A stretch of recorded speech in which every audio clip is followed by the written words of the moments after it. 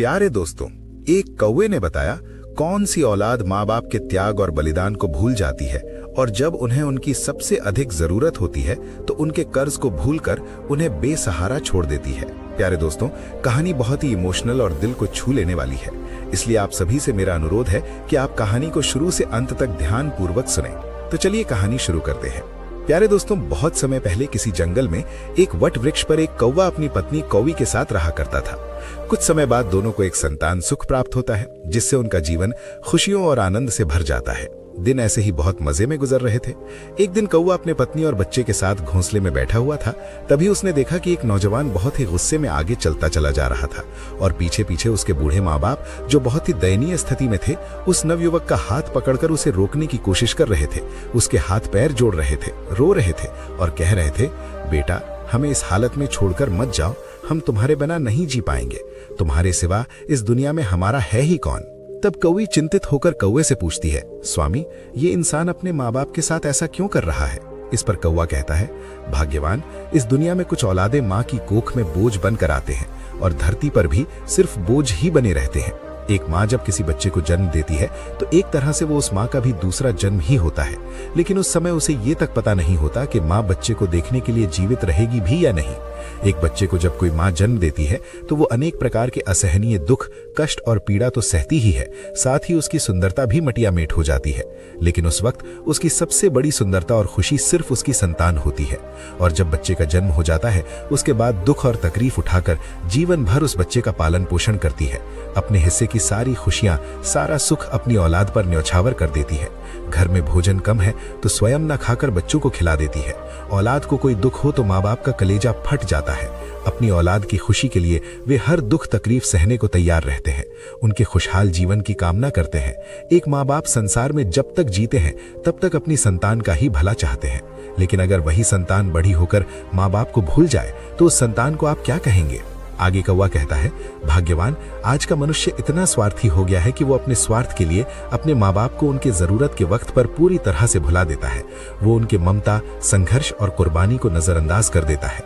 ये बात मैं तुम्हें एक बहुत ही महत्वपूर्ण और दिल को छू लेने वाली कहानी के माध्यम से समझाता हूँ कि कैसे एक बेटे ने अपने माँ बाप को उनके जरूरत के वक्त पर भुला दिया और उन्हें नजरअंदाज कर दिया। इतना ही नहीं, उन्हें अपमानित करके घर से धक्के मारकर बाहर निकाल दिया। प्रिय, आज की कहानी मनुष्य की घटिया मानसिकता को उजागर करती है। एक समय की बात है, किसी नगर में ध्यानचंद नाम का एक गरीब व्यक्ति अपनी पत्नी माया के साथ रहा करता था। उनका रमन नाम का एक बेटा था। ध्यानचंद अपनी पत्नी और बेटे के साथ एक छोटे से घर में रहते थे। वो नगर में रिक्शा चलाकर अपने परिवार का पेट पालते थे। बेटा स्कूल जाता था और ध्यानचंद शहर में रिक्शा चलाकर घर का खर्च और अपने बेटे के स्कूल की फीस भरते थे। उन दंपत्ति एक ही बेटा था, इसलिए वे कुछ भी करके उसे पढ़ाना लिखाना चाहते थे। उनका सपना था कि बेटे को इतना पढ़ाएंगे कि पढ़ लिख कर वो एक कामयाब इंसान बन जाए। जिस तरह गरीबी का जीवन उन्होंने देखा है, उनके बेटे को ना देखना पड़े। औलाद जब कामयाब होती है तो माँ बाप को दुगनी खुशी मिलती है। बेटे की कामयाबी ही माँ बाप की कामयाबी होती है।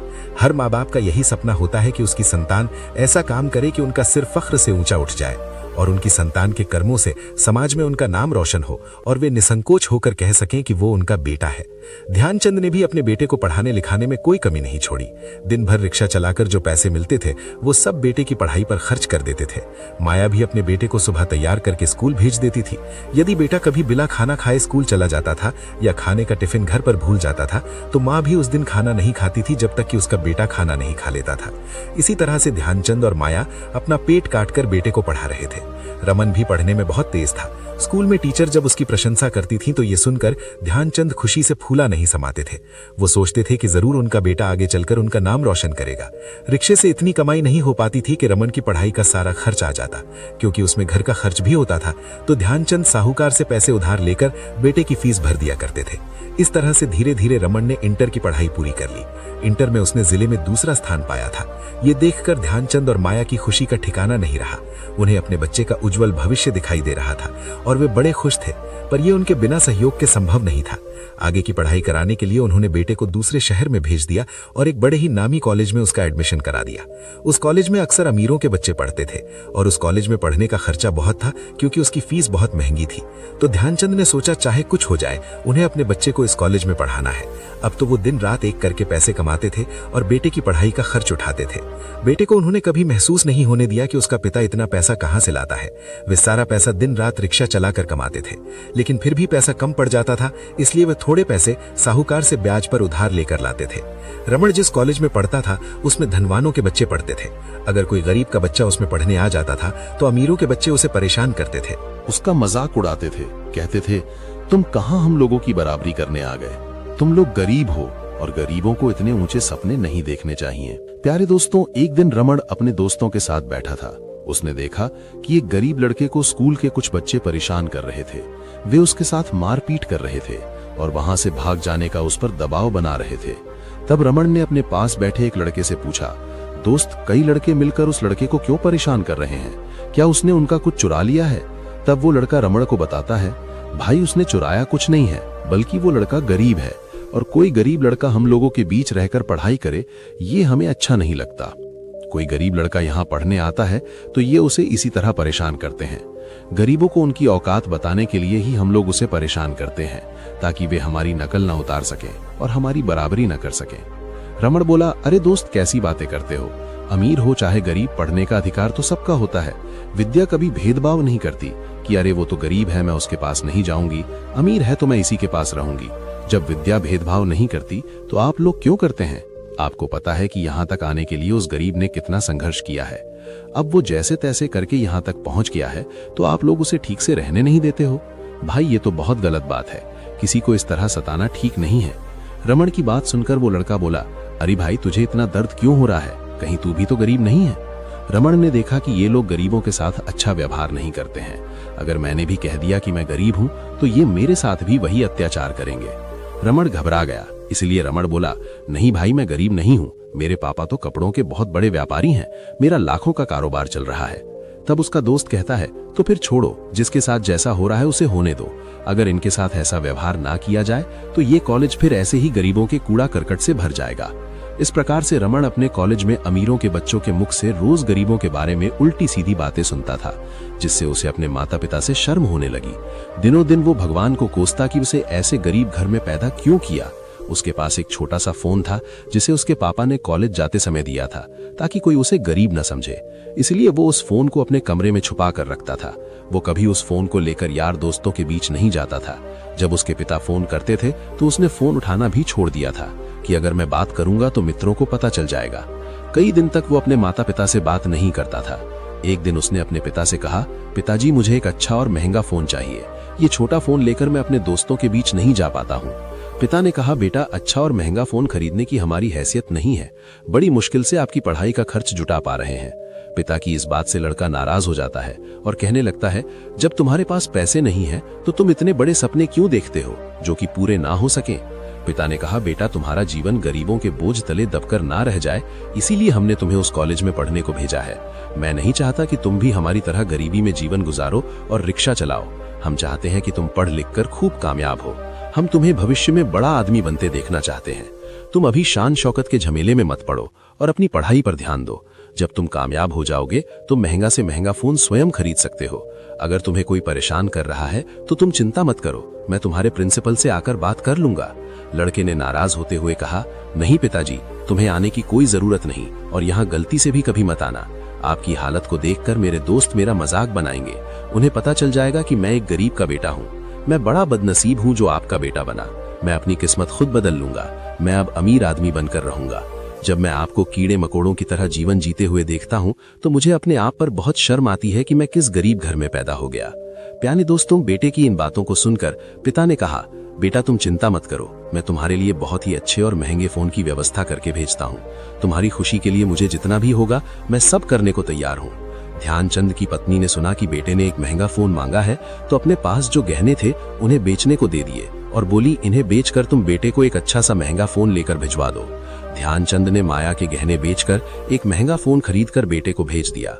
बेटा उधर अपने दोस्तों के सामने स्वयं को बहुत अमीर बता चुका था।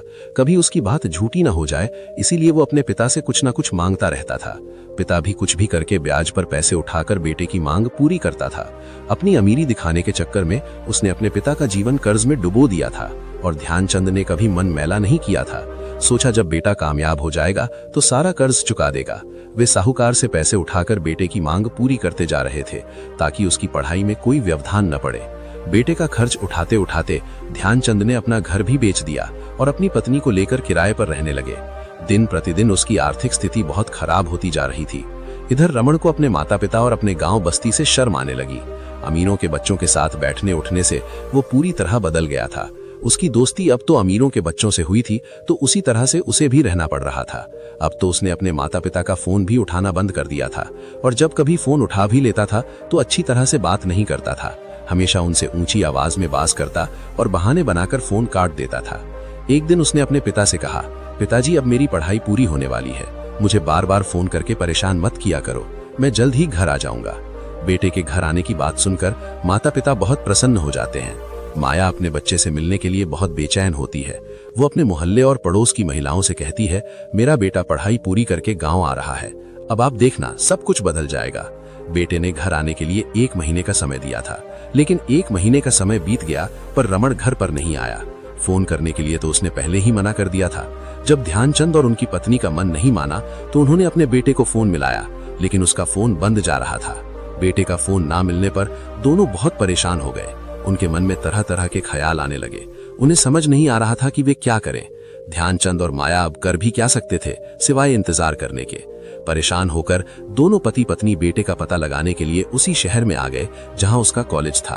प्यारे दोस्तों, जब वे कॉलेज में जाकर अपने बेटे का पता करते हैं तो वहां पता चला कि उसकी नौकरी लग गई है और वो इसी शहर में रहकर नौकरी कर रहा है। रमण की नौकरी तो तभी लग गई थी जब उसने अपने पिता से आखिरी बार बात की थी और फोन करने के लिए मना किया था। उसके कॉलेज में खुशी नाम की लड़की पढ़ती थी। खुशी एक बहुत बड़े बिजनेसमैन की बेटी थी। उसे रमण से प्रेम हो गया था और खुशी ने ही अपने पिता से कहकर अपनी कंपनी में रमण की नौकरी लगवाई थी। रमण अपनी नौकरी में व्यस्त हो गया और माता पिता का ध्यान भूल गया। वो ये चाहता था कि उसके माता पिता अब कभी भी उसे याद न करें और ना उसके पास फोन करें। उसे अपने माँ बाप की गरीब हालत से नफरत हो गई थी। वो उनसे नफरत करने लगा था। वो अपने माता पिता को कोई भी बात बताना नहीं चाहता था। लेकिन इधर जब ध्यानचंद और माया को पता चलता है कि उनका बेटा उनसे नफरत करता है तो उन्हें बहुत बड़ा सदमा सा लगता है। उनके सारे सपने टूटकर बिखर जाते हैं। बेटा भले ही उन्हें भूल गया था पर माँ बाप अभी भी अपने बच्चे से मिलने के लिए तड़प रहे थे।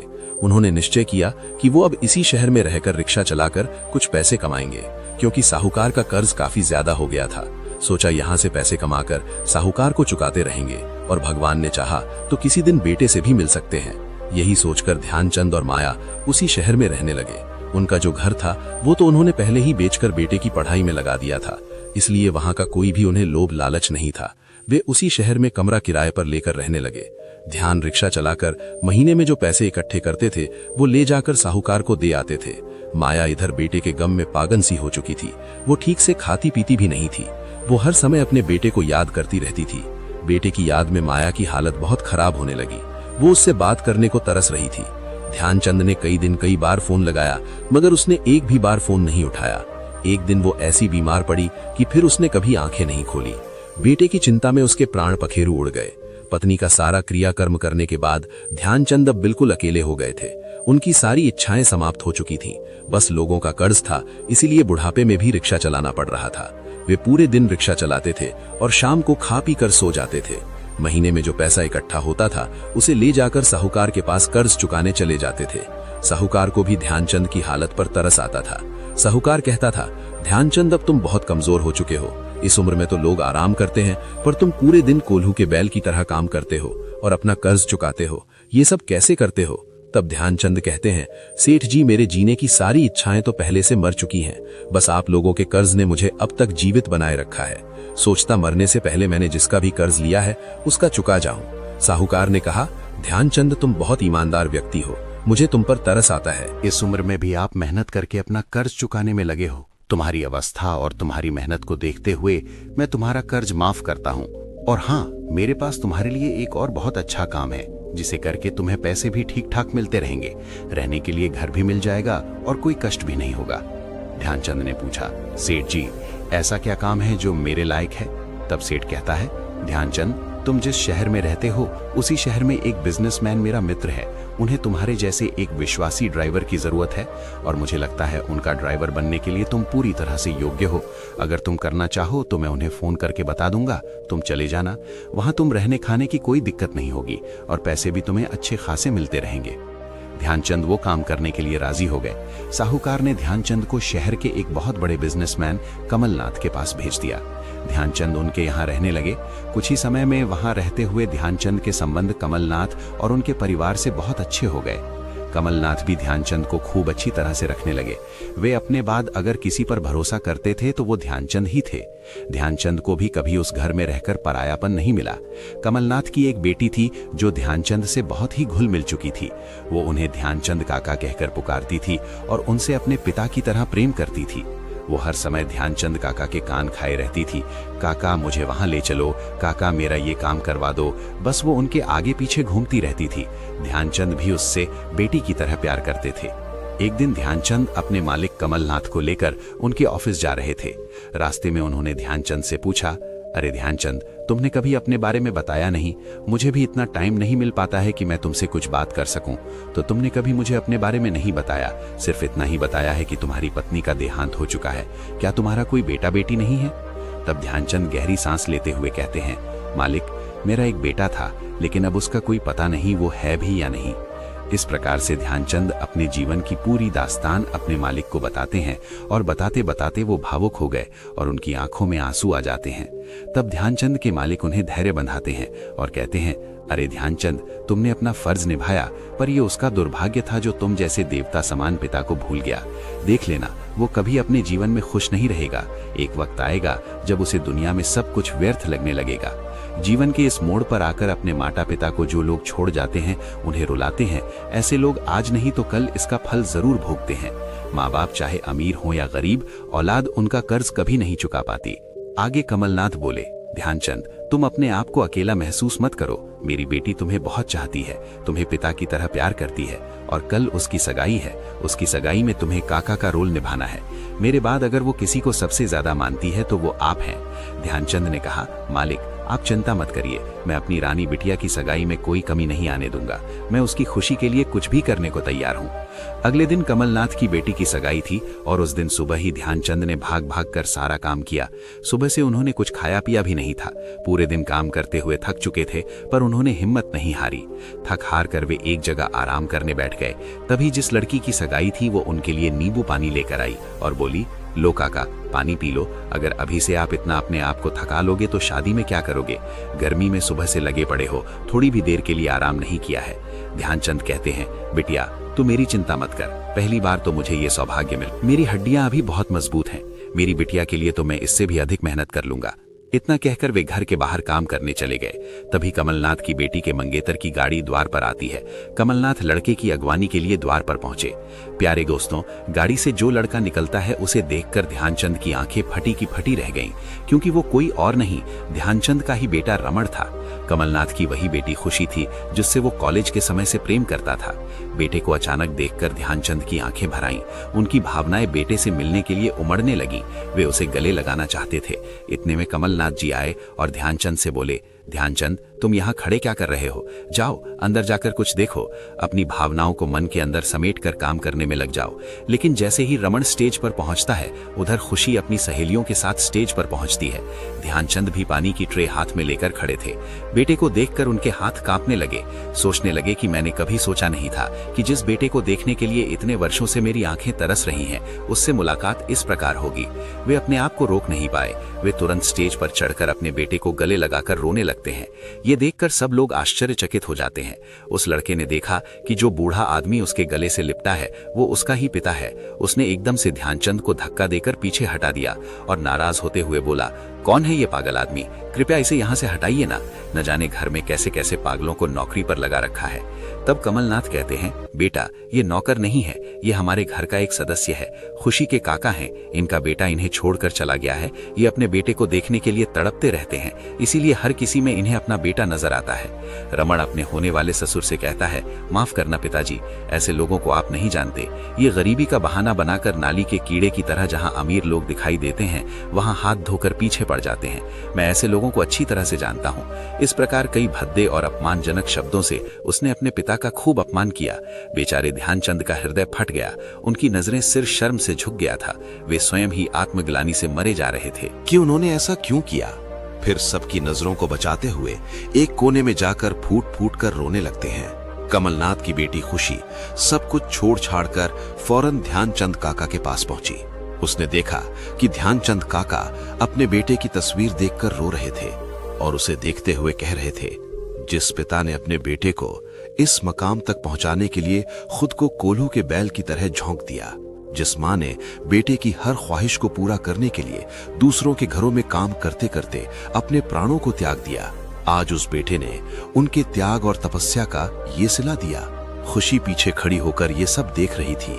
वो आगे बढ़ती है और अपने काका के कंधे पर हाथ रखते हुए पूछती है, काका, क्या सच में रमन आपका ही बेटा है? अगर वो आपका ही बेटा है तो फिर आपकी ऐसी हालत क्यों, और उसने आपके साथ ऐसा व्यवहार क्यों किया? तब रोते रोते ध्यानचंद ने खुशी को पूरी कहानी सुनाई। खुशी को रमन से नफरत हो गई। तभी खुशी किसी काम से घर के अंदर जाती है और ध्यानचंद काका वहीं बैठे रोते रहते हैं।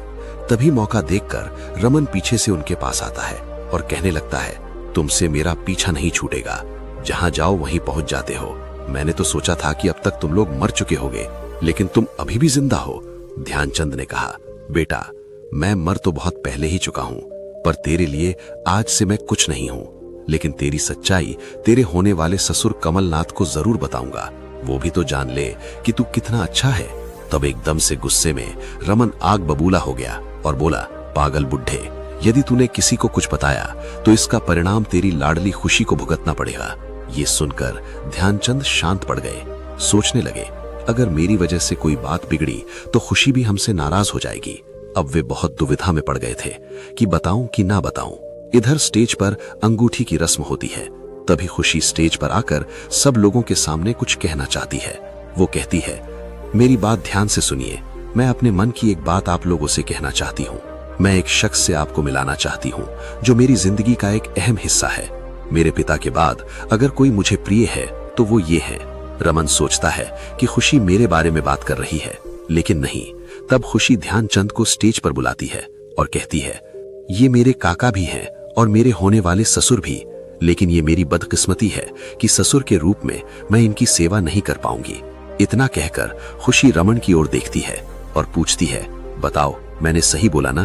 खुशी की बात सुनकर रमन का चेहरा उतर जाता है।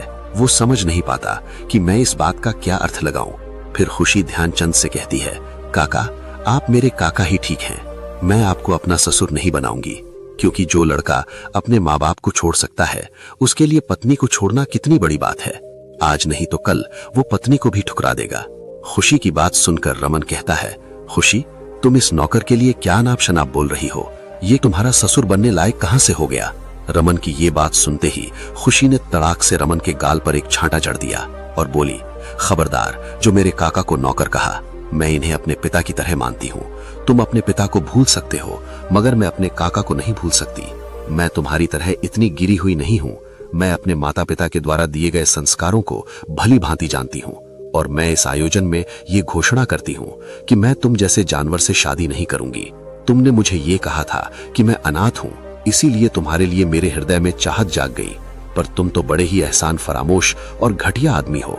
तुम अगर अपने माँ बाप के नहीं हो सके तो मेरे कभी नहीं हो सकते। मेरे क्या, तुम किसी के नहीं हो सकते। तुम्हारे जैसे बेटों के लिए धिक्कार है। जब तुम एक अच्छा बेटा नहीं बन सके तो एक अच्छे पति कैसे बन सकते हो? मैंने ही अपने पिता से कहकर तुम्हें नौकरी लगवाई थी, और इस नौकरी के अभिमान में तुमने अपने माता पिता को ही भुला दिया। तुम्हारी याद में तुम्हारी माँ मर गई और तुमने फोन तक नहीं उठाया। ऐसे निर्दयी निर्मोही आदमी की पत्नी बनना मैं कभी स्वीकार नहीं करूंगी। आज से मैं तुझे अपनी नौकरी से निकालती हूँ। इस प्रकार रमन सभी के बीच अपमानित होकर चुपचाप सिर झुकाकर वहां से चला जाता है। खुशी ध्यानचंद से कहती है, काका, तुम बिल्कुल दुखी मत होना।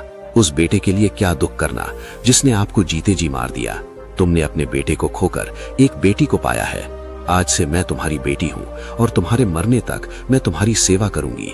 प्यारे दोस्तों, खुशी की बात सुनकर ध्यानचंद की आंखों में आंसुओं की धारा बहने लगती है। उन्होंने खुशी को अपने सीने से लगा लिया। इस प्रकार ध्यानचंद बड़ी खुशी के साथ खुशी के परिवार का सदस्य बनकर रहने लगे। कुछ ही दिनों में वे सब बातें भूल गए। इधर रमन की नौकरी भी चली गई और प्यार ने भी उसे ठुकरा दिया। जो भी उसे देखता था वही उसे तिरस्कार करता था। प्यारे दोस्तों, एक बात हमेशा याद रखना, जीवन की सबसे बड़ी दौलत किसी धन संपत्ति या ऐश्वर्य में नहीं, बल्कि अपनों के साथ है। अगर आपने अपनों को खो दिया तो सबसे धनवान होकर भी आप दिल से कंगाल ही रहोगे। प्यारे दोस्तों, कितना भी अमीर या धनवान हो जाना, पर उन परम पूज्य माँ बाप को मत भूल जाना जिन्होंने तुम्हें बचपन से पाल पोस कर बड़ा बनाने के लिए अपनी सारी खुशियों का बलिदान कर दिया। प्यारे दोस्तों, माँ बाप वे लोग हैं जिन्होंने अपने जीवन के सारे सुखों को त्याग कर सिर्फ तुम्हारे भले की कामना की। तुम्हारी हर सफलता में उनके संघर्षों और तकलीफों का बलिदान है। तुम उनके कर्जदार हो और ये कर्ज कभी नहीं चुका पाओगे। अगर तुमने अपने पूज्य माँ बाप को भुला दिया तो याद रखो, न केवल संसार तुम्हें ठुकरा देगा बल्कि भगवान भी तुम्हें कभी माफ नहीं करेगा। प्यारे दोस्तों, हमें माँ बाप के बलिदान को समझना चाहिए। यदि आप भी अपने भविष्य को उज्जवल बनाना चाहते हैं और एक सुखमय जीवन जीना चाहते हैं तो उन्हें हमेशा अपने दिल से सम्मान दो। हमेशा माँ बाप का आदर करो, क्योंकि माँ बाप ही हमारी सच्ची दौलत है। प्यारे दोस्तों, उम्मीद है कहानी आपके दिल को छू गई होगी। अगर आपने सच में कहानी से कुछ सीखा है तो वीडियो को लाइक करके स्टोरी या सफर चैनल को सब्सक्राइब कर लेना और जाते जाते कमेंट में जय जनक जननी लिख देना। धन्यवाद। जय श्री कृष्ण। ये कहानी ये संदेश देती है कि जीवन में समय चाहे कितना भी कठिन हो, अगर हम नेक रास्ते पर चलते हैं, दूसरों की मदद करते हैं और ईश्वर पर भरोसा रखते हैं तो हमें हमारी मेहनत और सच्चाई का फल जरूर मिलता है। दोस्तों, बहुत समय पहले की बात है। किसी जंगल के किनारे एक विशालकाय पहाड़ी थी। उस पहाड़ी के सबसे ऊंचे शिखर पर एक गिद्ध अपनी पत्नी और बच्चों के साथ रहा करता था। एक दिन गिद्ध और उसकी पत्नी पहाड़ी के किनारे बसे उस घने जंगल में शिकार के लिए निकल पड़े। बहुत देर तक इधर उधर तलाश करने के बाद गिद्ध की नजर एक बड़े से बिल पर पड़ी। उसने अपनी पत्नी से कहा, प्रिय, देखो वहां पर कितना बड़ा बिल है, शायद हमें वहां कुछ खाने को मिल जाए। तब गिद्ध और गिद्ध की पत्नी उस बिल के पास गए। जैसे ही वे वहां पहुंचे तो देखा कि उस बिल में खरगोश के कई सारे बच्चे थे। ये देखकर गिद्ध की पत्नी खुशी से उछल पड़ी और कहने लगी, स्वामी, इतना सारा भोजन, अब तो हमें कई दिनों तक शिकार नहीं करना पड़ेगा। तब गिद्ध बोले, प्रिय, नहीं, हमें हमारी जरूरत के अनुसार ही अपने पैर पसारने चाहिए। ज्यादा लालच का परिणाम हमेशा बुरा ही होता है। ये बात मैं तुम्हें एक कहानी के माध्यम से समझाता हूँ, लेकिन वादा करो प्रिय कि तुम पूरी कहानी को ध्यान से अंत तक सुनोगी। गिद्ध की पत्नी ने कहा, ठीक है स्वामी, आप सुनाइए। तब गिद्ध कहानी सुनाने लगता है और कहता है, प्रिय, बहुत समय पहले सूरजगढ़ नाम के एक छोटे से गांव में गोविंद नाम का एक किसान रहता था। गोविंद बहुत ही ईमानदार और नेक दिल आदमी था। गांव के सभी लोग उसे प्यार से गोलू कहकर बुलाते थे। उसके परिवार में उसकी पत्नी सरिता और 2 बच्चे थे। बीमारी और गरीबी की वजह से गोविंद का शरीर बहुत ही कमजोर हो चुका था। उसके परिवार को 2 वक्त की रोटी भी नसीब नहीं हो पा रही थी। लेकिन गोविंद की हालत हमेशा से ऐसी नहीं थी। एक समय था जब वो और उसका परिवार बहुत खुशहाल और भरा पूरा जीवन व्यतीत कर रहे थे। लेकिन 2 साल पहले गांव में एक महामारी फैल गई थी, जिसमें कई लोगों की जान चली गई। दुर्भाग्य से गोविंद भी उस महामारी की चपेट में आ गया। भगवान की दया से वो मरा तो नहीं, लेकिन उस महामारी ने उसे जीने लायक भी नहीं छोड़ा। कुछ समय बाद महामारी तो गांव से खत्म हो गई, परंतु गोविंद के परिवार के लिए वो दुख और तकलीफें छोड़ गई। उस महामारी के कारण अच्छा खासा हट्टा कट्टा गोविंद अब एक बीमार और कमजोर आदमी बन चुका था। वैद्य और हकीमों से उसने बहुत इलाज करवाया, लेकिन उसकी हालत में कोई सुधार नहीं हुआ। यहाँ तक कि उसके पास जो 4 से 5 बीघा जमीन थी, वो भी उसके इलाज में बिक गई। अब उसके परिवार की हालत ये थी कि घर में खाने के लिए अन्न का एक दाना भी नहीं था। बीमारी की वजह से गोविंद का शरीर इतना कमजोर हो चुका था कि वो कहीं मेहनत और मजदूरी करने के लायक बचा नहीं। उसका शरीर तो बस यूं था कि मानो हड्डियों के ढांचे पर मांस की पतली सी चादर चढ़ा रखी हो। लेकिन उसे अपने परिवार की भूख और प्यास बर्दाश्त नहीं हो रही थी। आज भी उसके घर पर खाने के लिए कुछ नहीं था। उसके बच्चे भूख के मारे बिलबिला रहे थे और रो रहे थे। अपने बच्चों को रोता हुआ देखकर गोविंद रसोई में गया ताकि अपने बच्चों को खाने के लिए कुछ दे सके, परंतु सारे बर्तन खाली थे और रसोई में खाने के लिए कुछ भी नहीं बचा था। ये देखकर उसकी पत्नी कहने लगी, आप कोई रोजगार क्यों नहीं ढूंढ लेते? इस तरह से आखिर कब तक चलेगा? गोविंद कहने लगा, मैंने जिंदगी में कभी भी कोई लापरवाही नहीं बरती और ना ही कभी काम से जी चुराया, लेकिन बीमारी ने मुझे बहुत ही कमजोर कर दिया। अब मैं कामकाज के काबिल नहीं रहा, ये तो तुम भी जानती हो। पत्नी की बातें सुनकर गोविंद बहुत ही परेशान हुआ और घर में कुछ सामान तलाश करने लगा, जिसे बेचकर वो थोड़े पैसे जुटा सके। आखिर उसने घर में एक लंबी रस्सी तलाश कर ली और कहने लगा, मैं इस रस्सी को बेच कर आता हूँ ताकि बच्चों के लिए कुछ खाने पीने का इंतजाम कर सकूं। गोविंद की बातें सुनकर उसकी पत्नी कहने लगी, आज तो खा लेंगे, लेकिन कल क्या करेंगे? गोविंद कहने लगा, अरे भाग्यवान, आज की व्यवस्था करने दो, कल का मालिक तो मेरा परमात्मा है, वो कुछ न कुछ इंतजाम कर ही देगा। फिर गोविंद ने रस्सी उठाई और भगवान के भरोसे बाजार में निकल गया। उसने काफी देर तक बाजार में आवाजें लगाईं। आखिरकार उसे एक ग्राहक मिल ही गया। ग्राहक बोला, मैं तुम्हें इस रस्सी के 15 आने दे सकता हूँ। गोविंद ने कहा, लेकिन इस रस्सी की कीमत इससे कहीं ज्यादा है। मैंने कुछ ही दिनों पहले इसे 20 आने में खरीदा था। अब ग्राहक समझ चुका था कि गो अपने किसी जरूरत के लिए इस रस्सी को बेचना चाहता है। वो कहने लगा, मैंने जो इस रस्सी की कीमत लगाई है वो बिल्कुल ठीक है। अगर तुम रस्सी बेचना ही चाहते हो तो रस्सी को मेरे हवाले करो और 15 आने ले लो, वरना जाओ। कोई दूसरा ग्राहक ढूंढ लो। डूबते को तिनके का सहारा। गोविंद ने वो रस्सी 15 आने में उस आदमी को दे दी। वो रकम लेकर अपने घर की तरफ रवाना हुआ ताकि अपने बीवी बच्चों के लिए कुछ खाने पीने का सामान ले सके। अचानक उसने रास्ते में 2 लोगों को देखा जो आपस में लड़ झगड़ रहे थे। ये देखकर गोविंद उसी तरफ निकल गया ताकि देख सके कि आखिर ये मामला क्या है। जब वो नजदीक पहुंचा तो उसने देखा कि एक जवान ने एक बूढ़े का हाथ कस करके पकड़ रखा है और उसे अपने साथ ले जाना चाहता है। वो बूढ़ा व्यक्ति अपना हाथ छुड़ाने की पूरी कोशिश कर रहा था। गोविंद ने उस नौजवान से पूछा, अरे भाई, आखिर तुम इस बूढ़े को कहां ले जाना चाहते हो? जरा इसकी उम्र तो देखो, ये तुम्हारे बाप की उम्र का है। क्या इसके साथ ऐसा बर्ताव करना ठीक है? वो बूढ़ा जो बहुत ही मजबूर था गोविंद से कहने लगा, देखो भाई साहब, ये नौजवान मुझे सिर्फ 15 आने के लिए कोतवाल के पास ले जाना चाहता है ताकि मुझे कैद खाने में डलवा सके।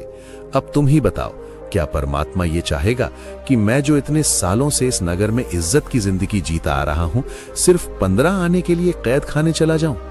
गोविंद ने उस बूढ़े की बातें सुनी तो वो उस नौजवान को समझाने लगा, लेकिन वो किसी की बात मानने को तैयार नहीं था।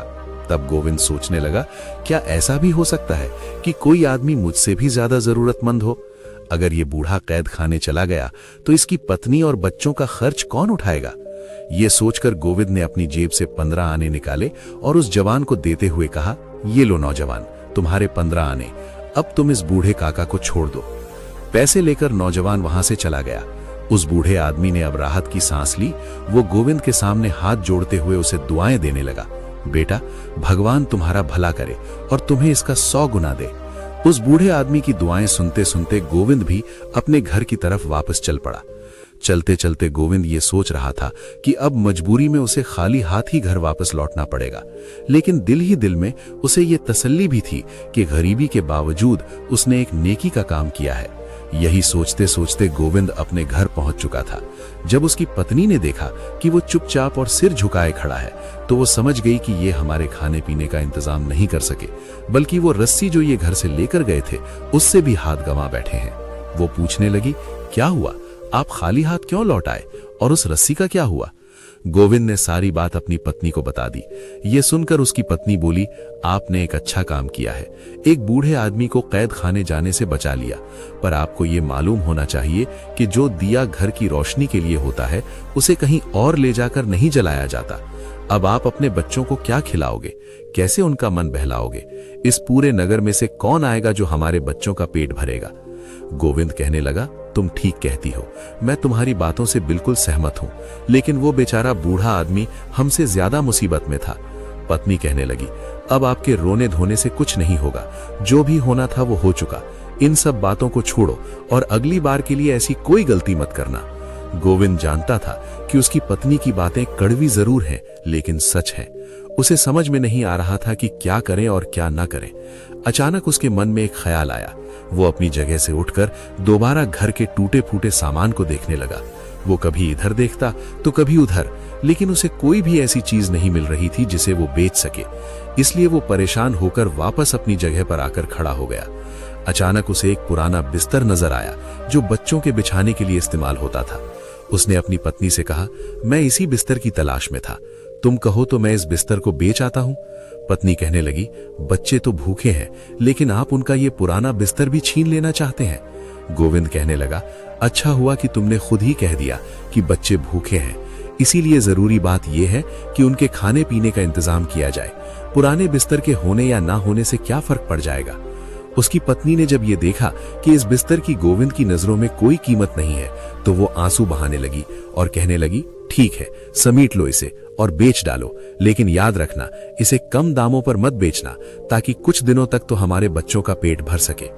गोविंद के पास अब कहने को कोई बात नहीं थी, इसलिए उसने अपना सिर झुकाया, चुपचाप बिस्तर को लपेटा और घर से बाहर निकल गया। वो चलता गया और फिर एक ऐसे बाजार में पहुंच गया जहां पर नई और पुरानी चीजों का व्यापार होता था। गोविंद ने उस बिस्तर को बेचने के लिए आवाजें लगाईं, परंतु बहुत कम ही खरीदार उसकी तरफ आ रहे थे। जो थोड़े बहुत आ भी रहे थे, वे इस बिस्तर को इधर उधर पलटकर देखते, उसमें कई तरह की कमियां निकालते और फिर आगे बढ़ जाते। आखिरकार एक ऐसा खरीदार भी आ गया जिसे वो बिस्तर पसंद आ गया था। उस आदमी ने उस बिस्तर की कीमत पूछी तो गोविंद कहने लगा 10 आने। उस आदमी को शायद उस बिस्तर की उतनी जरूरत नहीं थी, इसलिए जब उसने 10 आने सुने तो कहने लगा, भला इस फटे पुराने बिस्तर के लिए वो कौन आदमी होगा जो 10 आने खर्च करेगा।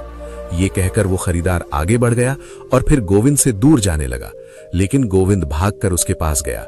उसने उस आदमी का हाथ पकड़ा और कहने लगा, हुजूर, ऐसा जुल्म न करें, मुझे पैसों की जरूरत है, इसीलिए मैं इससे कम कीमत पर भी आपको ये बिस्तर बेच दूंगा। आखिरकार उसने वो बिस्तर 8 आने में बेच दिया और पैसे लेकर अपने घर की तरफ रवाना हो गया। वो रास्ते में सोचने लगा कि आखिर मैं अपने बच्चों के लिए ऐसा क्या खरीदूंगा कि एक बुजुर्ग महिला ने अपने जवान बेटे का हाथ पकड़ा हुआ था और उससे कह रही थी, मुझे किसी वैद्य या हकीम के पास ले चलो। लेकिन वो नौजवान उस बुजुर्ग महिला से अपना पीछा छुड़ाना चाहता था और कह रहा था, माँ मुझे जाने दे, मैं तेरे इलाज के लिए रकम कहां से लेकर आऊं। गोविंद ने जब उनका ये झगड़ा देखा तो आगे बढ़ा और उनसे झगड़े की वजह पूछने लगा। बुजुर्ग महिला कहने लगी, मैंने अपने इस बेटे को पालने के लिए दिन रात एक करके मेहनत की, पर आज जब मैं बूढ़ी हो चुकी हूं, मैं बीमार हूं, तो ये मुझे किसी वैद्य हकीम के पास नहीं ले जा रहा।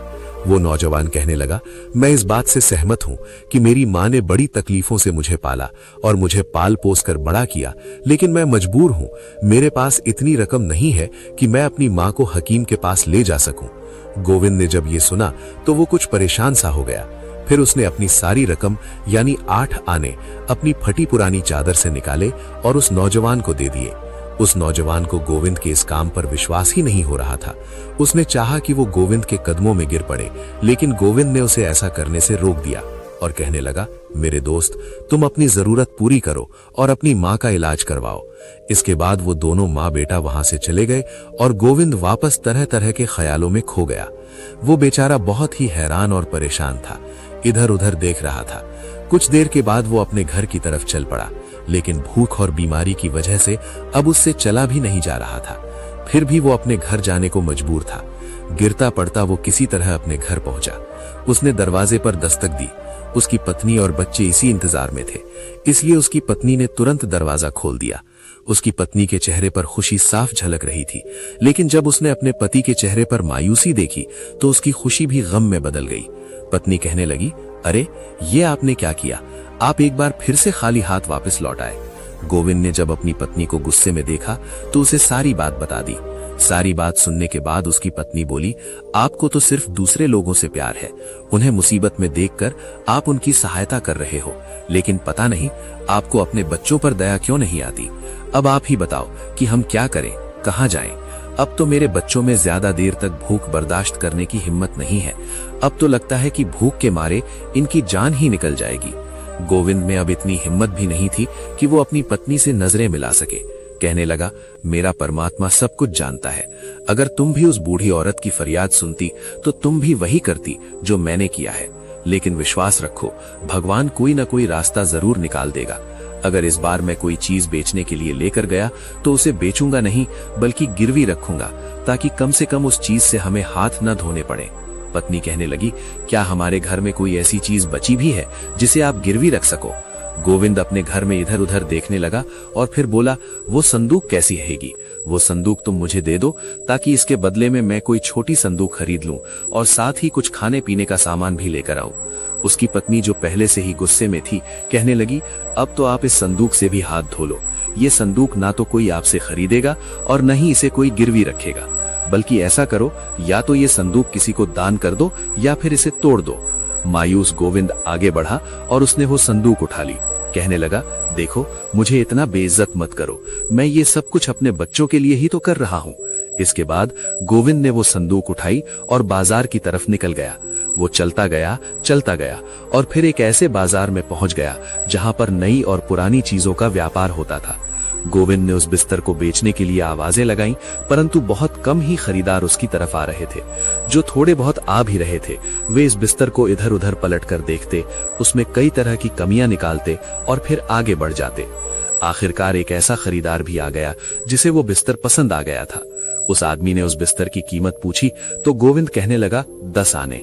उस आदमी को शायद उस बिस्तर की उतनी जरूरत नहीं थी, इसलिए जब उसने 10 आने सुने तो कहने लगा, भला इस फटे पुराने बिस्तर के लिए वो कौन आदमी होगा जो 10 आने खर्च करेगा। ये कहकर वो खरीदार आगे बढ़ गया और फिर गोविंद से दूर जाने लगा। लेकिन गोविंद भागकर उसके पास गया। उसने उस आदमी का हाथ पकड़ा और कहने लगा, हुजूर, ऐसा जुल्म न करें, मुझे पैसों की जरूरत है, इसीलिए मैं इससे कम कीमत पर भी आपको ये बिस्तर बेच दूंगा। आखिरकार उसने वो बिस्तर 8 आने में बेच दिया और पैसे लेकर अपने घर की तरफ रवाना हो गया। वो रास्ते में सोचने लगा कि आखिर मैं अपने बच्चों के लिए ऐसा क्या खरीदूंगा कि एक बुजुर्ग महिला ने अपने जवान बेटे का हाथ पकड़ा हुआ था और उससे कह रही थी, मुझे किसी वैद्य या हकीम के पास ले चलो। लेकिन वो नौजवान उस बुजुर्ग महिला से अपना पीछा छुड़ाना चाहता था और कह रहा था, माँ मुझे जाने दे, मैं तेरे इलाज के लिए रकम कहां से लेकर आऊं। गोविंद ने जब उनका ये झगड़ा देखा तो आगे बढ़ा और उनसे झगड़े की वजह पूछने लगा। बुजुर्ग महिला कहने लगी, मैंने अपने इस बेटे को पालने के लिए दिन रात एक करके मेहनत की, पर आज जब मैं बूढ़ी हो चुकी हूँ, मैं बीमार हूँ, तो ये मुझे किसी वैद्य हकीम के पास नहीं ले जा रहा। वो नौजवान कहने लगा, मैं इस बात से सहमत हूँ कि मेरी माँ ने बड़ी तकलीफों से मुझे पाल पोस कर बड़ा किया, लेकिन मैं मजबूर हूँ, मेरे पास इतनी रकम नहीं है कि मैं अपनी माँ को हकीम के पास ले जा सकूं। गोविंद ने जब ये सुना तो वो कुछ परेशान सा हो गया। फिर उसने अपनी सारी रकम यानी 8 आने अपनी फटी पुरानी चादर से निकाले और उस नौजवान को दे दिए। उस नौजवान को गोविंद के इस काम पर विश्वास ही नहीं हो रहा था। उसने चाहा कि वो गोविंद के कदमों में गिर पड़े, लेकिन गोविंद ने उसे ऐसा करने से रोक दिया और कहने लगा, मेरे दोस्त, तुम अपनी जरूरत पूरी करो और अपनी माँ का इलाज करवाओ। इसके बाद वो दोनों माँ बेटा वहां से चले गए और गोविंद वापस तरह तरह के ख्यालों में खो गया। वो बेचारा बहुत ही हैरान और परेशान था, इधर उधर देख रहा था। कुछ देर के बाद वो अपने घर की तरफ चल पड़ा, लेकिन भूख और बीमारी की वजह से उससे अब चला भी नहीं जा रहा था। फिर भी वो अपने घर जाने को मजबूर था। गिरता पड़ता वो किसी तरह अपने घर पहुंचा। उसने दरवाजे पर दस्तक दी। उसकी पत्नी और बच्चे इसी इंतजार में थे, इसीलिए उसकी पत्नी ने तुरंत दरवाजा खोल दिया। उसकी पत्नी के चेहरे पर खुशी साफ झलक रही थी, लेकिन जब उसने अपने पति के चेहरे पर मायूसी देखी तो उसकी खुशी भी गम में बदल गई। पत्नी कहने लगी, अरे ये आपने क्या किया? आप एक बार फिर से खाली हाथ लौट आए। गोविंद ने जब अपनी पत्नी को गुस्से में देखा तो उसे सारी बात बता दी। सारी बात सुनने के बाद उसकी पत्नी बोली, आपको तो सिर्फ दूसरे लोगों से प्यार है, उन्हें मुसीबत में देखकर आपको उनकी सहायता कर रहे हैं, लेकिन पता नहीं आपको अपने बच्चों पर दया क्यों नहीं आती। अब आप ही बताओ कि हम क्या करें, कहाँ जाएं? अब मेरे बच्चों में ज्यादा देर तक भूख बर्दाश्त करने की हिम्मत नहीं है। अब तो लगता है कि भूख के मारे इनकी जान ही निकल जाएगी। गोविंद में अब इतनी हिम्मत भी नहीं थी कि वो अपनी पत्नी से नजरें मिला सके। कहने लगा, मेरा परमात्मा सब कुछ जानता है। अगर तुम भी उस बूढ़ी औरत की फरियाद सुनती तो तुम भी वही करती जो मैंने किया है, लेकिन विश्वास रखो, भगवान कोई ना कोई रास्ता जरूर निकाल देगा। अगर इस बार मैं कोई चीज बेचने के लिए लेकर गया तो उसे बेचूंगा नहीं, बल्कि गिरवी रखूंगा, ताकि कम से कम उस चीज से हमें हाथ ना धोने पड़े। पत्नी कहने लगी, क्या हमारे घर में कोई ऐसी चीज बची भी है जिसे आप गिरवी रख सको? गोविंद अपने घर में इधर उधर देखने लगा और फिर बोला, वो संदूक कैसी रहेगी? वो संदूक तुम मुझे दे दो, ताकि इसके बदले में मैं कोई छोटी संदूक खरीद लूं और साथ ही कुछ खाने पीने का सामान भी लेकर आऊं। उसकी पत्नी जो पहले से ही गुस्से में थी कहने लगी, अब तो आप इस संदूक से भी हाथ धो लो। ये संदूक ना तो आपसे कोई खरीदेगा और ना ही इसे कोई गिरवी रखेगा, बल्कि ऐसा करो, या तो ये संदूक किसी को दान कर दो या फिर इसे तोड़ दो। मायूस गोविंद आगे बढ़ा और उसने संदूक उठा ली। कहने लगा, देखो, मुझे इतना बेइज्जत मत करो, मैं ये सब कुछ अपने बच्चों के लिए ही तो कर रहा हूँ। इसके बाद गोविंद ने वो संदूक उठाई और बाजार की तरफ निकल गया। बाजार में पहुंचने पर वो सबसे पहले एक साहूकार के पास गया और उससे कर्ज मांगने लगा। साहूकार ने कहा, बेशक मैं तुम्हें कर्ज दे तो दूंगा, परंतु कर्ज के बदले में तुम्हें कुछ सामान मेरे पास गिरवी रखना पड़ेगा। गोविंद ने उसे वो संदूक दिखाते हुए कहा, इस समय तो मेरे पास इस संदूक के अलावा और कुछ भी नहीं है। साहूकार ने उस संदूक को देखा और कहने लगा, आखिर ये पुरानी सी संदूक जिसका रंग भी उड़ा हुआ है, इसके बदले में तुम्हें कितने पैसे चाहिए? ये तो गिरवी रखने के काबिल बिल्कुल भी नहीं है, इसीलिए तुम वापस जाओ और कोई ऐसा सामान लेकर आओ जो गिरवी रखने के लायक हो। इसके बाद गोविंद उस साहूकार की दुकान से बाहर निकल गया। उसने कई बाकी दुकानों पर भी उस संदूक को बेचने की कोशिश की, लेकिन उसकी बात नहीं बनी, क्योंकि वो संदूक बहुत ही पुरानी थी और कोई भी उस पुरानी संदूक के बदले उसे कर्ज देने के लिए तैयार नहीं हुआ। सूरज ढलने वाला था और अंधेरा छाने वाला था। गोविंद मन ही मन उम्मीद खो चुका था। मन ही मन वो सोचने लगा कि शायद मैंने अपनी पत्नी से वादा करके गलती की। इस पुरानी संदूक को कोई भी गिरवी नहीं रखेगा। अब मुझे इस संदूक को बेच ही देना चाहिए। उसने ये फैसला किया और वापस बाजार की तरफ चला गया। उसने आवाजें लगाकर वो संदूक के लिए खरीदार ढूंढने लगा। अब उसकी सारी उम्मीदें इस संदूक पर ही टिकी थीं, ताकि वो इसे बेच सके और अपनी पत्नी और बच्चों के लिए कम से कम एक वक्त का खाना तो ले ही सके। लेकिन उसकी बदकिस्मती कि उसे कोई भी खरीदार नहीं मिला। अब सूरज ढल चुका था और अंधेरा हो चुका था, इसीलिए वो बाजार में सिर्फ अकेला ही रह गया। इसके बाद वो एक मध्यम सी रोशनी में जाकर बैठ गया, जो एक मकान की खिड़की से आ रही थी। वो सोच रहा था कि इस हालत में वो कैसे अपने घर वापस जाए और अपनी पत्नी और बच्चों को क्या जवाब दे। अभी वो ये सब कुछ सोच ही रहा था कि तभी उसे एक मछली बेचने वाले की आवाज सुनाई दी। ये मछली बेचने वाला भी गोविंद की तरह ही गरीब और परेशान था, इसीलिए वो भी उसी जगह पर आकर बैठ गया जहां पर गोविंद बैठा हुआ था। उस मछली बेचने वाले के पास एक लाल रंग की मछली थी जो उसने वहीं पर रख दी। जल्दी ही वो दोनों एक दूसरे से बातें करने लगे और अपने बारे में एक दूसरे को बताने लगे। मछली बेचने वाला कहने लगा, हम दोनों के हालात बिल्कुल एक जैसे हैं, क्यों ना हम ऐसा कोई काम करें जिससे तुम्हें इस संदूक से छुटकारा मिल जाए और मुझे इस मछली से। मेरे पास ये एक लाल रंग की मछली बची हुई है, मैं तुमसे ये संदूक ले लेता हूँ और तुम मुझसे ये मछली ले लो। ये मछली लेकर तुम अपने घर चले जाओ, ताकि आज की रात तो कम से कम तुम्हारी पत्नी और बच्चे अपना पेट भर सके। गोविंद ने कुछ सोचा और फिर कहने लगा, हमारे पास इसके अलावा और कोई चारा भी तो नहीं है। बजाय इसके कि मैं खाली हाथ अपने घर जाऊं, कम से कम एक मछली तो मेरे पास होगी। अब गोविंद एक छोटी सी लाल मछली का मालिक बन गया, लेकिन मछली बेचने वाले को उसके बदले में एक बड़ी सी संदूक मिल चुकी थी। मछली बेचने वाले ने जल्दी से वो संदूक ले ली और अपने घर की तरफ रवाना हो गया। वो छोटी सी लाल मछली अब गोविंद के पास आ चुकी थी। गोविंद उस मछली को लेकर अपने घर की तरफ चल पड़ा। बेचारा गोविंद आह भरते और आंसू बहा हुआ अपने घर की तरफ चल पड़ा। उसने बड़े ही मायूस दिल से अपने घर पर दस्तक दी। उसकी पत्नी ने दरवाजा खोला। गोविंद जानता था कि उसकी पत्नी और उसके बच्चे उसी का इंतजार कर रहे थे। वो घर में दाखिल हुआ और उसने अपनी पत्नी और बच्चों के सामने वो लाल रंग की मछली रख दी और इंतजार करने लगा कि उसकी पत्नी क्या कहती है। हालांकि ये मछली छोटी सी थी। गोविंद कुछ देर तक चुप रहा और फिर बोला, मैंने वो संदूक गिरवी नहीं रखी, बल्कि उसके बदले में इस मछली को लिया है। ये सुनकर उसकी पत्नी, जो मछली को देखकर बहुत ही खुश थी, लेकिन ये बात सुनते ही उसके चेहरे का रंग बदल गया। वो कहने लगी, क्या आपने वो संदूक बेचकर ये मछली ले ली? अब हमारे घर में बचा ही क्या है? आपने तो जाने से पहले मुझसे ये वादा किया था कि आप वो संदूक बेचोगे नहीं, बल्कि उसे गिरवी रखोगे। गोविंद सिर झुकाए अपनी पत्नी की बातें सुन रहा था। वो सिर्फ इतना ही कह सका, उस पुरानी संदूक को कोई भी गिरवी रखने को तैयार नहीं था। मैं मजबूर था, इसीलिए मुझे संदूक के बदले में ये मछली लेनी पड़ी। उसकी पत्नी, जो कि बहुत ही नाराज थी, अपनी जगह से उठी और एक थाल ले आई। उसने मछली को काटकर उसे साफ करना शुरू किया। वो इसी तरह से मछली साफ कर रही थी कि तभी हैरानी से कहने लगी, अरे ये क्या है जो चांद की तरह चमक रहा है? गोविंद आगे बढ़ा और जब उसने मछली के पेट में देखा तो खुशी से चिल्लाने लगा, मोती! अरे भाग्यवान, ये तो कीमती मोती है। गोविंद के चिल्लाने से उसका उदास घर खुशी से भर गया था। वो रात उसकी पत्नी और उसके बच्चों ने ईश्वर से प्रार्थना करते हुए गुजार दी और खुशी से फूले में ही समाये। अब वे सुबह का इंतजार करने लगे कि कब जौहरी अपनी दुकान खोलेगा। इस बार उसकी पत्नी भी गोविंद के साथ बाजार गई थी। अभी जौहरी ने अपनी दुकान खोली ही थी कि गोविंद और उसके पास पहुंच गए। गोविंद वो मोती उस जौहरी के हाथ में देते हुए बोला, सेठ जी, इस लाल कीमती मोती के बदले मुझे कितनी स्वर्ण मुद्राएं मिलेंगी? जब जौहरी ने उस मोती को जांचा तो उसे पता चला कि ये मोती तो वाकई कीमती है। इसीलिए उसने उस मोती के बदले में अशर्फिया से भरी 3 थैलियां मिल गईं। इस बार वो खाली हाथ नहीं था, बल्कि उसके दोनों हाथों में अशर्फिया से भरी थैलियां थीं। धन को पाकर गोविंद और उसकी पत्नी बहुत खुश थे, मानो सारा जग जीत लिया हो। इस दौलत से उसने अपने लिए एक अच्छा मकान बनवाया, जिसमें सुख सुविधा का सारा सामान इकट्ठा किया गया। अब गोविंद कोई गरीब आदमी नहीं था, बल्कि वो एक अमीर सेठ बन चुका था। अब तो गोविंद के दिन बदल चुके थे। उसके घर में किसी चीज की कोई कमी नहीं थी। खाने के लिए काजू, पिस्ता, बादाम, दूध, दही सब कुछ था। अच्छी खुराक मिलने से उसके बीमार शरीर में भी अब नई ताकत आने लगी थी। 1 साल बीतते बीतते गोविंद की पूरी तरह से काया ही बदल चुकी थी। अब वो पहले वाला कमजोर और बीमार गोविंद नहीं, बल्कि स्वस्थ और तंदुरुस्त हो गया था। चेहरे पर लाली, होठों पर मुस्कान, साफ सुथरे कपड़े अब उसकी पहचान बन चुके थे। परंतु दिल से गोविंद आज भी वही पुराना गोल्लू था, जिसके मन में दूसरों के लिए दया और प्यार भरा हुआ था। इन 1 साल के दौरान उसके पूरे परिवार की काया ही बदल चुकी थी।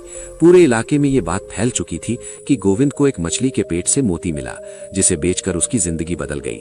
समय के साथ धीरे धीरे ये बात उस मछली बेचने वाले तक पहुंच गई, जिसने वो मछली गोविंद को संदूक के बदले में दी थी। जब उसे इस बात का पता चला कि उसकी दी हुई मछली की वजह से आज गोविंद एक अमीर आदमी बन गया है, तो उसने मन में विचार किया कि क्यों ना मैं गोविंद के पास जाऊं और उस मछली के बदले में कुछ और रकम मांगूं, क्योंकि उसकी दी हुई मछली की वजह से ही आज गोविंद एक सेठ बन चुका था। ये सोचकर वो मछली बेचने वाला अगले दिन गोविंद के घर पहुंचा। जब गोविंद ने उसे देखा तो देखते ही पहचान लिया और अपने स्वभाव के मुताबिक उसने मछली वाले को देखते ही कहा, आओ दोस्त, कैसे हो तुम? तुम्हारी वजह से ही आज मेरी किस्मत बदल चुकी है। गोविंद ने उसकी खूब खातिरदारी की और फिर जब वे दोनों बातें करने बैठे तो मछली बेचने वाला कहने लगा, गोविंद भाई, मेरी दी हुई मछली के कारण ही तुम एक सेठ बने हो। उसी में से तुम्हें कीमती मोती मिला था, तो क्या मुझे इनाम में कुछ मिलना नहीं चाहिए? ये उसकी बात सुनकर गोविंद एक पल के लिए हैरान रह गया, परंतु फिर मुस्कुराते हुए कहने लगा, हाँ दोस्त, मैंने तुम्हारे साथ जो सौदा किया था उसी की वजह से मैं आज इतना मालदार हो गया हूँ। तुम यहीं पर ठहरो, मैं अभी तुम्हारे लिए कुछ लेकर आता हूँ। ये कहते हुए गोविंद अंदर गया और एक थैली लेकर बाहर आया। वो थैली उसने मछली बेचने वाले को दी और कहने लगा, दोस्त, इसमें पूरी 100 सोने की अशर्फियां हैं। मेरे ख्याल में इतनी रकम इनाम के तौर पर तुम्हारे लिए काफी रहेगी। उस आदमी ने जब अशर्फियां से भरी थैली देखी तो उसकी आंखों में चमक आ गई, लेकिन उसके मन में अब लालच आ चुका था। वो कहने लगा, गोविंद भाई, तुम सिर्फ 100 अशर्फियां देकर मुझे बहलाना चाहते हो। तुमने वो मोती बेचकर जो दौलत हासिल की उसका आधा हिस्सा मुझे चाहिए। ये सुनकर गोविंद के चेहरे का रंग उड़ गया। वो कहने लगा, देखो भाई, वैसे तो उस सौदे में मछली के बदले में मैंने तुम्हें संदूक दे दी थी, लेकिन ये तो मेरी ईमानदारी और नेक दिली है कि मैं तुम्हें 100 अशर्फियां दे रहा हूँ। वो आदमी कहने लगा, नहीं गोविंद, मैं तो तुमसे अपना हक मांग रहा हूँ। इस पर गोविंद ने कहा कि मैंने तुमसे जब वो मछली खरीदी थी तो उस सौदे के साथ ये मोती भी उस मछली के साथ ही था। उस मोती को बेचकर जो भी दौलत मिली उस पर मेरा पूरा हक है। जब दोनों के बीच इस बात को लेकर बहस होने लगी तो आस पड़ोस के लोग भी वहां पर इकट्ठा हो गए। आखिर में फैसला ये हुआ कि वे दोनों अपने मुकदमे को लेकर राजा के दरबार में जाएंगे और राजा ही इस बात का सही फैसला करेंगे। गोविंद और वो आदमी दोनों राजा के दरबार में पहुंचे। तब गोविंद ने शुरू से आखिर तक राजा को सारी बात बताई कि किस तरह से वो बीमारी की वजह से कंगाल और कमजोर हो चुका था। फिर उसे अपने परिवार का पोषण करने के लिए घर की चीजों को बेचना पड़ा और आखिर में उसने इस मछली वाले के साथ सौदा किया, जिसमें अपनी पुरानी संदूक के बदले उसने एक लाल रंग की मछली ले ली और फिर उस मछली में से सफेद रंग का एक मोती निकला, जिसे बेचकर उसे बेशुमार दौलत हासिल हुई थी और उसकी गरीबी दूर हो गई। आज 1 साल के बाद ये आदमी मुझसे उस मोती में हिस्सेदारी मांगने आया है। सारी बात सुनने के बाद राजा ने उस मछली बेचने वाले से पूछा, गोविंद जो भी बातें कह रहा है क्या वो सच है? क्या तुमने इसे लाल रंग की मछली दी थी? उस आदमी ने कहा, महाराज, सारी बातें बिल्कुल सच हैं। मैंने ही इसे एक लाल रंग की मछली दी थी और उसके बदले में एक संदूक मैंने ले ली थी, परंतु मैंने सिर्फ मछली बेची थी, उसके पेट में जो मोती था वो नहीं। राजा ने पूछा, क्या तुम खुद मछलियां पकड़ते हो? वो आदमी कहने लगा, नहीं महाराज, मैं तो सिर्फ मछलियां बेचता हूँ। मैं इन्हें मछुआरों की बस्ती में से एक मछुआरे से खरीद कर लाता हूँ। तब राजा ने कहा, अगर मछली के पेट में से निकले हुए मोती पर तुम अपना हक जता रहे हो तो मेरे हिसाब से इसमें एक हिस्सेदार और बनता है, और वो है वो मछुआरा जिसने इस मछली को पकड़ा था। मुझे कोई भी फैसला देने से पहले उस मछुआरे की गवाही भी लेनी पड़ेगी, इसलिए तुम जाओ और कल दरबार में उस मछुआरे को लेकर हाजिर हो जिससे तुमने ये मछली खरीदी थी। इसके बाद राजा ने दोनों को वापस भेज दिया। मछली बेचने वाला वो आदमी अब दुविधा में पड़ चुका था, लेकिन फिर भी वो राजा के कहने पर मछुआरों की बस्ती में जा पहुंचा। उसने उस मछुआरे को ढूंढने की कोशिश की जिससे 1 साल पहले उसने वो मछली खरीदी थी, परंतु काफी ढूंढने के बाद भी वो मछुआरा उसे नहीं मिला। अगले दिन वो फिर से दरबार में पहुंचा और उसने कहा, महाराज, मैंने काफी ढूंढने की कोशिश की परंतु मुझे वो मछुआरा कहीं पर नहीं मिला। राजा ने कहा, अगर ये बात है तो मुझे ये फैसला गोविंद के पक्ष में ही सुनाना होगा। ये सुनकर वो आदमी कहने लगा, महाराज, मुझे 1 दिन का वक्त और दीजिए, मैं कैसे भी करके उस मछुआरे को ढूंढ कर लाऊंगा।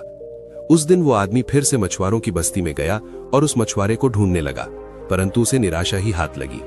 तब उसने सोचा कि अगर मैं किसी दूसरे मछुआरे को अपने साथ ले जाऊं और वो राजा के सामने ये झूठी गवाही दे दे कि वो मछली उसने ही उस मछली बेचने वाले को बेची थी, तो बात बन सकती है।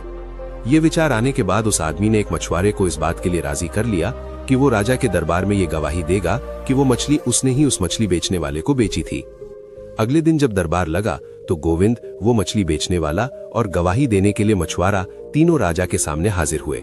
राजा ने उस मछुआरे से पूछा, क्यों भाई मछुआरे, 1 साल पहले क्या तुमने ही वो सुनहरी मछली इस मछली बेचने वाले को बेची थी? वो मछुआरा कहने लगा, महाराज हाँ, मैंने ही वो सुनहरी मछली इस आदमी को बेची थी।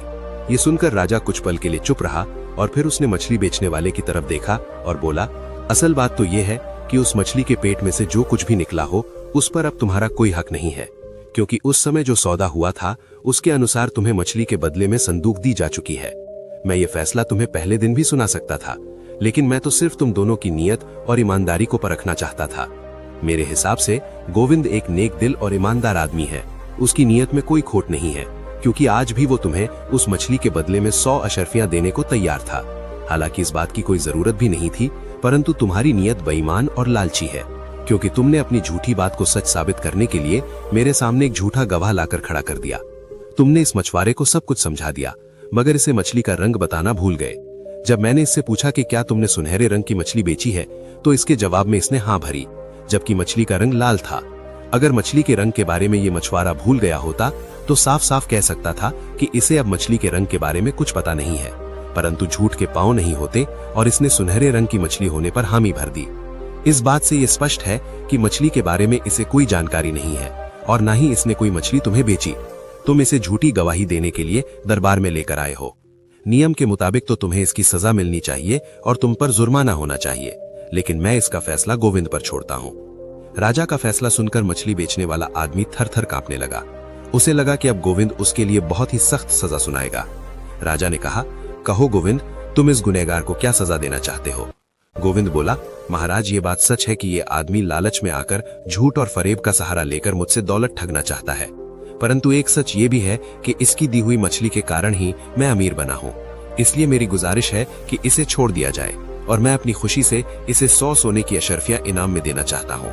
ये सुनते ही मछली बेचने वाला वो आदमी गोविंद के पैरों में गिर गया और कहने लगा, भाई लालच ने मुझे अंधा कर दिया था, परंतु तुमने मुझ जैसे लालची इंसान पर भी दया की। इसके लिए मैं सारी जिंदगी तुम्हारा आभारी रहूंगा। गोविंद ने उसे उठाया और कहा, दोस्त, तुम्हें अपनी गलती का पछतावा है, इससे अच्छी बात और क्या हो सकती है। ये कहते हुए वे दोनों बड़ी खुशी के साथ राजा के दरबार से लौटे और फिर गोविंद ने उसे 100 अशर्फियों से भरी हुई एक थैली दे दी। जब बाकी लोगों को इस बारे में पता चला तो वे सब भी गोविंद की तारीफ करने लगे। अब पूरे इलाके में गोविंद की इज्जत और भी बढ़ गई थी। इस तरह कहानी के अंत तक पहुंच गए।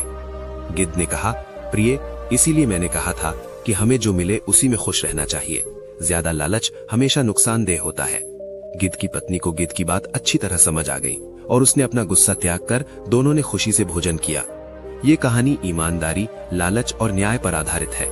गोविंद, जो गरीबी से जूझ रहा था, अपनी पुरानी संदूक के बदले एक मछली खरीदता है, जिससे उसे एक बहुमूल्य मोती प्राप्त होता है। वो मोती बेचकर अमीर बन जाता है।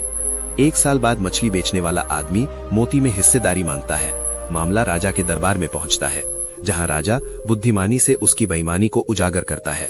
लेकिन गोविंद अपने बड़े दिल का परिचय देते हुए न केवल उसे माफ कर देता है, बल्कि उसे 100 अशर्फियां भी इनाम में देता है।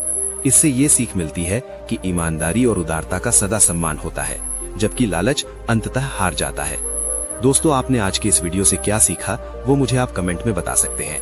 इसी के साथ में उम्मीद है कि आपको आज की वीडियो पसंद आई होगी, तो इस वीडियो को उस इंसान को शेयर करें जिसे ये कहानी सुनने की जरूरत है, और उसी के ठीक बाद चैनल को सब्सक्राइब करें। तो चलिए फिर मिलते हैं ऐसी ही एक और नई वीडियो में एक नए मैसेज के साथ। तब तक के लिए अपना ख्याल रखें। धन्यवाद और नमो बुद्धाय।